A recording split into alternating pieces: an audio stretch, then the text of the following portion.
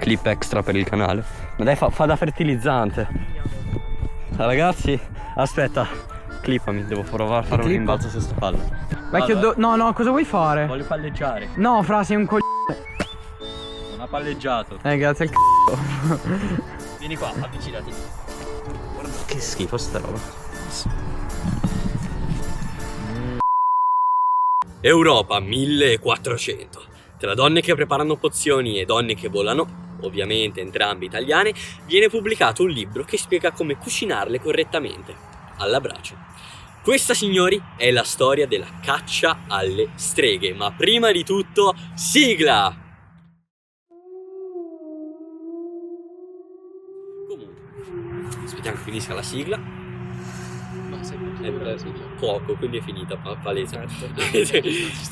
Bella raga e benvenuti in un nuovo episodio della nostra bellissima serie Podsnack. Di conseguenza prendete uno snack, mettetevi seduti, ascoltate, anzi meglio guardate questo bellissimo video. Ok, l'avete sentita 1000 volte sta roba qua. Bene, e oggi siamo in questa location un po' peculiare, chiamiamola così. Abbiamo il permesso anche perché il proprietario è lui tecnicamente, quindi... Che avete già visto tra l'altro. Sì, l'avete già visto esattamente 365 giorni fa. Recuperate il video se non l'avete visto.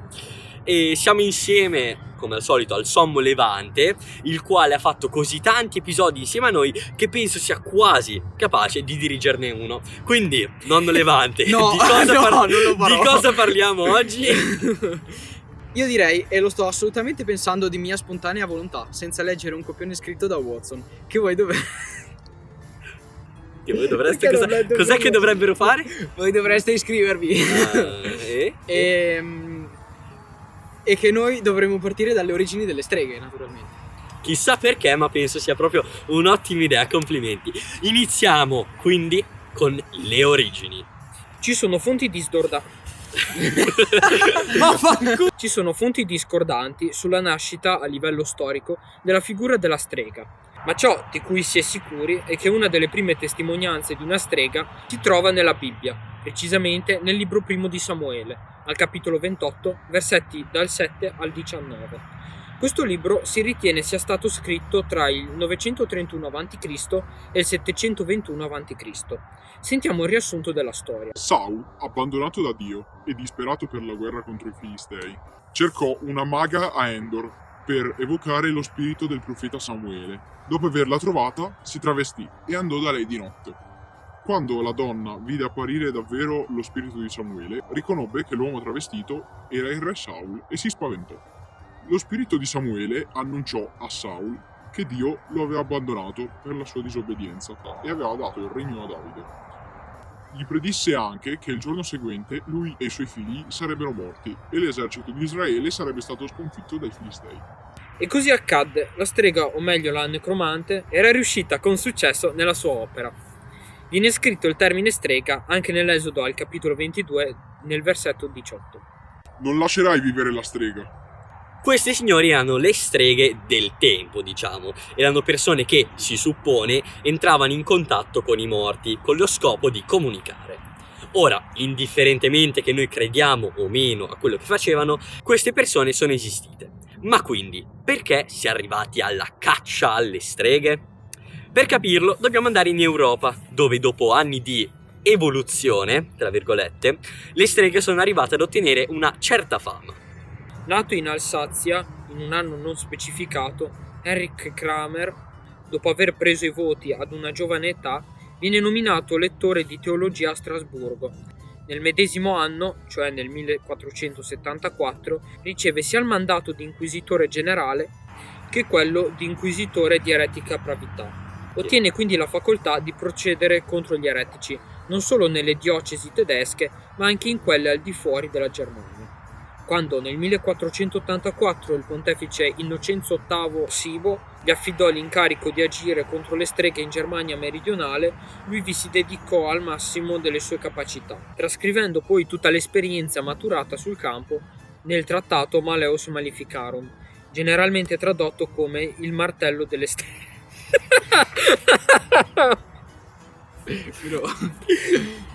Il martello delle streghe. Sanno che- Pubblicato nel 1486. Il libro fu condannato dai massimi teologi dell'Inquisizione presso la facoltà di Colonia perché raccomandava procedure illegali e perché era incoerente con le dottrine cattoliche romane sulla demonologia. Ma cosa diceva in breve questo trattato? Il Malleus Maleficarum diceva che per la stregoneria servivano 3 elementi: le intenzioni malvagie della strega, l'aiuto del diavolo e il permesso di Dio. La prima sezione affronta in particolare la questione riguardante la realtà della stregoneria, cioè tenta di capire se sia un fenomeno reale o immaginario. Fantasmi illusori del diavolo o semplicemente fantasie di menti umane sopraffatte? La conclusione a cui si giunge è che la stregoneria deve essere reale perché il diavolo è reale. C'è un legame essenziale tra le streghe e il diavolo. La seconda sezione parla dei poteri delle streghe e delle loro strategie di reclutamento. Spiega che sono spesso le streghe, più che il diavolo, a reclutare nuove fattucchiere e descrive anche come lanciano incantesimi ed eventuali rimedi per contrastarli. La terza sezione tratta la parte legale del Malleus Maleficarum e spiega come processare una strega. Fornisce istruzioni precise per i giudici, descrivendo passo per passo come condurre un processo, dall'apertura del caso e la raccolta delle accuse fino agli interrogatori, per finire con la formulazione dei capi di imputazione. Dice anche come le donne che non piangevano durante il processo potevano essere considerate automaticamente colpevoli di stregoneria. Cioè, ci rendiamo conto? Una donna processata se non piange, strega, via. Ed eccoci alla tanto attesa caccia alle streghe, no? Ci tengo a specificare che non ci fu un momento preciso in cui ogni persona scese nella piazza del proprio paese con lo scopo di scovare delle streghe, ma fu una cosa graduale. In un periodo di tempo che va dal 1500 al circa 1600 furono uccise 80.000 streghe. Tra i casi più famosi abbiamo quello delle streghe di Salem. Io non so perché, ma in ogni film in cui si parla di streghe o robe del genere riescono sempre a nominare sto cavolo di processo. Allora, ero così sicuro che fosse un caso famoso che ho chiesto a 116 persone se conoscevano per l'appunto il caso e circa il 63% ha risposto di sì. Sherlock, sommo deduttore, dici perché è così famoso. Sostanzialmente è ancora popolare per la questione dell'ingiustizia. Il fatto che 30 persone furono trovate colpevoli senza prove reali dimostra la corruzione nella giustizia, che invece di essersi basata su dei fatti reali si è basata su delle credenze popolari, causando la morte di 19 persone. Bene, ma ora torniamo a noi, e con noi intendo proprio noi italiani, perché sì, anche qua abbiamo avuto dei casi di persone uccise per stregoneria, ovviamente, come restarne fuori, no? Partiamo da Giovanna Bonanno, detta anche la vecchia dell'aceto. Sulla giovinezza della Bonanno si sa poco, ma si ritiene che il suo vero nome fosse Anna Panto, moglie di un certo Vincenzo Bonanno. La cara Giovanna era una mendicante a Palermo, in Sicilia, verso la fine degli anni 80 del Settecento.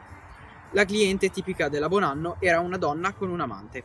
Acquistava la prima dose per far venire mal di stomaco al marito, la seconda per portarlo in ospedale e la terza per ucciderlo. Era un metodo efficace e soprattutto non tracciabile. Il medico non era in grado di accertare la causa delle morti.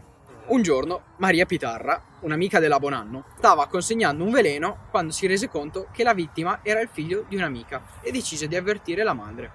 Quest'ultima ordinò personalmente del veleno e quando la Giovanna arrivò per consegnarlo, fu accolta in casa dalla polizia, che la arrestò. Il processo si aprì nell'ottobre del 1788. Giovanna Bonanno era accusata di stregoneria. Fu giustiziata per impiccagione il 30 luglio 1789.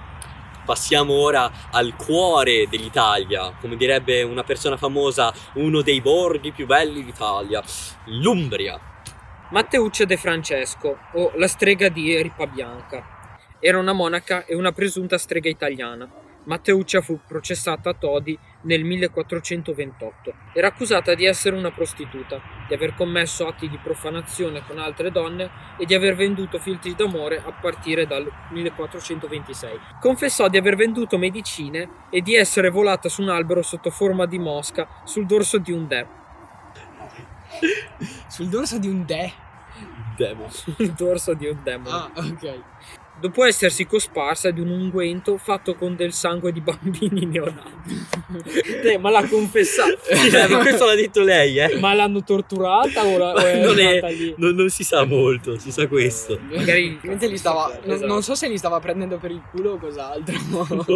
Ma lei è una strega, signora Matteuccia De Francesco. Io, sì, adesso direte pure che sono diventato una mosca e sono andata sopra il dorso di un demone cosparsa di sangue di bambino. Basta Oh. discriminare. Strega.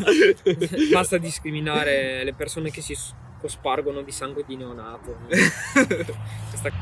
Ovviamente fu giudicata colpevole di stregoneria e fu bruciata viva in piazza. Il suo caso fu uno dei primi processi alle streghe in Europa e forse il primo in cui si parla di una strega che vola in aria.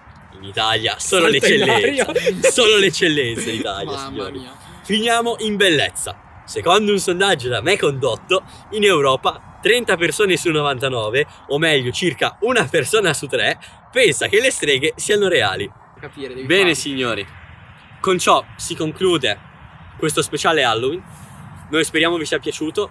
Oggi dovrebbero uscire tipo altri 3 shorts, mi sembra, ne ho programmati, quindi non avrete da guardare solo questo, anzi andate sul nostro canale che sono sicuramente già usciti. Così potete iniziare ad scrollare. Esatto, esatto, potete iniziare ad scrollare sul nostro canale. Cioè, va bene.